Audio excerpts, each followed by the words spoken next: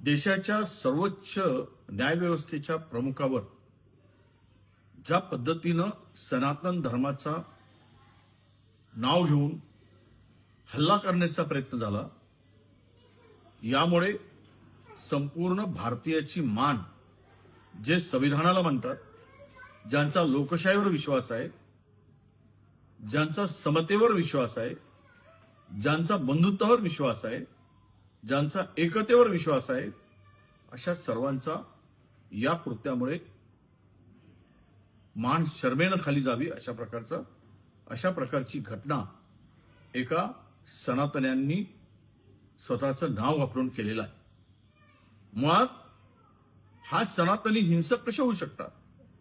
सनातन धर्माने तात्विक विरोध हा शिकवलाय.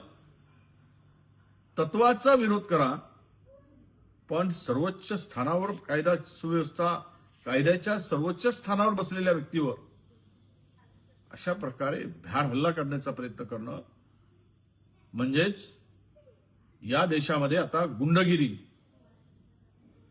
या सत्तेच्या पडद्याआड लपून धर्माचा बुरखा घालून ही सनातनी लोकांचा जीव घेण्यासाठी, देश उद्ध्वस्त करण्यासाठी यांना पाठबळ मिळतं का? यामुळे यांची शक्ती वाढली का?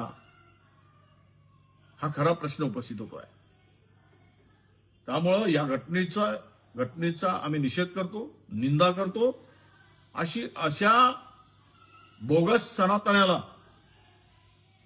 ज्या हिंदुत्वाचा आणि सनातन धर्माचा नाव घेऊन जे असे कृत्य करतो, त्याच्यावर कडक कारवाई झाली पाहिजे.